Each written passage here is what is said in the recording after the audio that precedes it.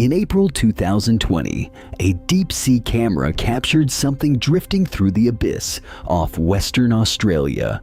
A fragile ribbon 47 meters long, longer than any blue whale ever recorded.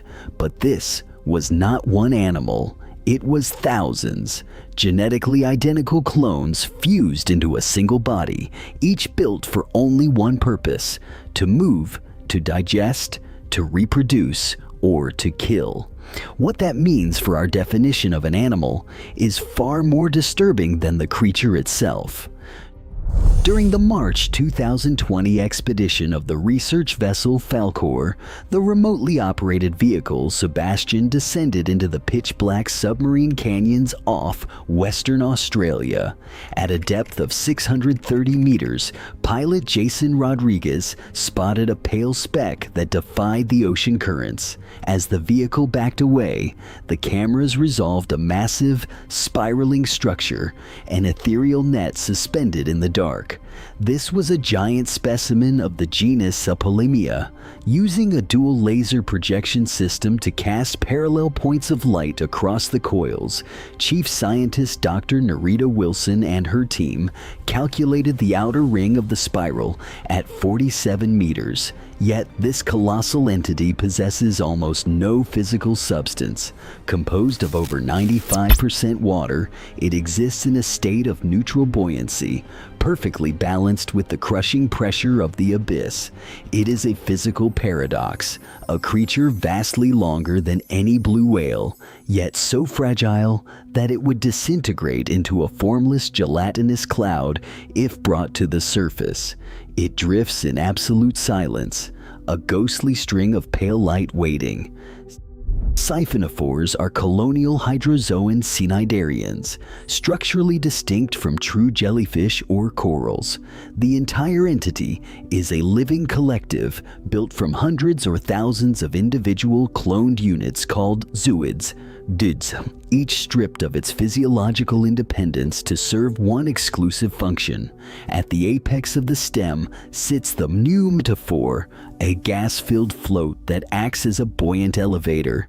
Below it, muscular nectophores serve as specialized swimming bells, contracting rhythmically to drag the colony through the deep. The hunt is left to dactylozooids, specialized killers armed with batteries of microscopic toxin-loaded harpoons.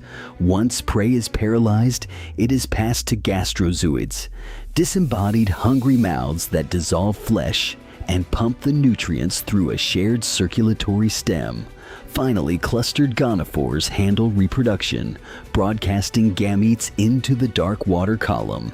This extreme division of labor creates an unsettling biological reality. A single zooid possesses no brain, no complete digestive tract, and no means of independent survival. If detached from the stem, a swimming bell cannot feed, a mouth cannot navigate, and a killer cannot reproduce.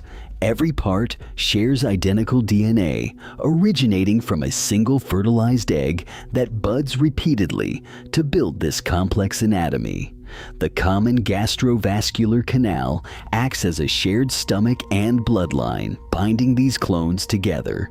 It is a biological assembly line where the individual has been completely erased, leaving only a cooperative system of dependent bodies acting as a single coordinated predator.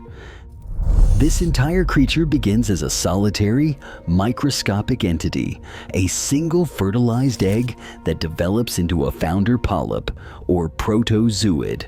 This pioneer does not search for companions to build a community. Instead, it replicates itself from within. Through a ceaseless process of asexual budding, the founder's own body deforms, pushing out new nodules along a lengthening stem. Within highly specialized growth zones, clusters of active, stem cell-like interstitial cells continuously divide. These cells receive precise chemical commands, morphing genetically identical tissue into wildly different, specialized forms. Every single unit that arises from these growth zones shares identical nuclear DNA. These are genetically identical clones, physically fused to the central stem from birth, completely devoid of individual ancestry. The Siphonophore is a self-multiplying lineage of one, growing by fracturing its own body, repeating its genetic blueprint thousands of times to construct a massive, coordinated entity.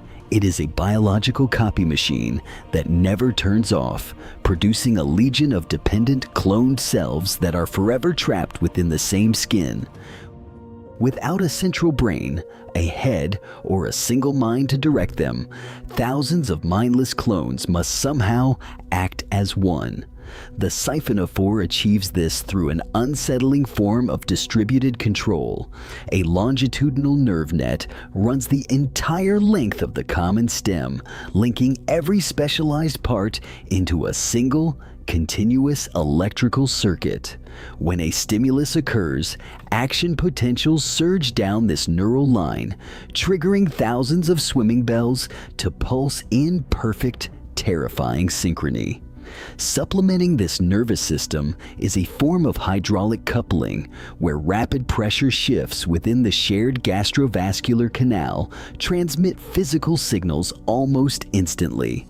Through this physiological union, a wave of coordinated movement sweeps across 47 meters of gelatinous flesh, showing no centralized command, only a hollow, distributed awareness that moves like a single, massive predator. In the pitch-black mid-water zone, between 200 and 1,000 meters down, this distributed predator deploys a massive, suspended gauntlet. It unfurls its dactylozoids, draping the water column in a three-dimensional capture web of long tentacles. Hanging from these threads are specialized twitching tentilla. Some species use bioluminescent lures that glow in the dark, mimicking tiny copepods to draw curious victims close. When a small fish or crustacean brushes a thread, the trap triggers. Pressurized capsules called nematocysts explode, discharging barbed, venom-loaded harpoons at over 20 meters per second. This strike takes just 2 microseconds.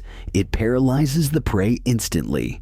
As the victim goes limp, ciliary currents and contracting stems drag the carcass toward waiting gastrozooids, hungry, disembodied mouths that stretch to digest the flesh. Yet studying this predatory weapon is nearly impossible. When researchers attempt to winch these fragile giants to the surface, the change in pressure ruptures their delicate tissue. The entire entity disintegrates, arriving on deck as a formless, gelatinous slush. Evolutionary biology evaluates what makes a biological individual using a strict checklist: genetic identity, physiological integration, division of labor, and reproductive cohesion. Under these precise parameters, the Siphonophore behaves like a single, unified animal. Every cell across the entire span of the colony originates from a single fertilization event, sharing the exact same nuclear DNA. The continuous gastrovascular canal functions as a shared circulatory system, distributing metabolic nutrients throughout the collective, ensuring that no single part is left to starve. The reproductive units work exclusively to propagate the collective genome, tying the evolutionary fitness of the whole system to a single, shared reproductive output. Yet, this biological unity exists on a knife's edge. Beneath this cooperative facade lies a modular, colonial organization. Each specialized unit develops from a separate bud along the stem, retaining a trace of developmental autonomy. In some species, isolated parts can survive temporarily on their own, exposing the remnants of a solitary ancestry. This lingering independence sparks a fundamental crisis in classification.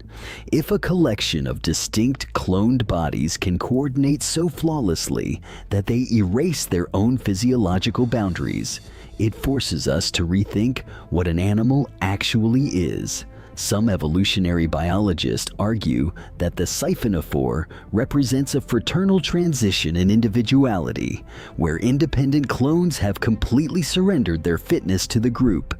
Others maintain that the persistent modular structure cannot be ignored, classifying it as a highly integrated cooperative alliance rather than a single true organism.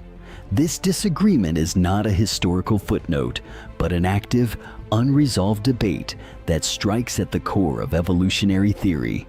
It challenges the very definition of our own bodies. It leaves us staring into the dark waters at a living contradiction, a creature that is simultaneously one animal and many, forever suspended in the evolutionary space between. The deep ocean harbors a reality that defies our definition of life. If thousands of mindless clones can fuse into one chillingly efficient predator, where does the individual end and the monster begin? What else drifts in the dark, pretending to be one? Share your thoughts below.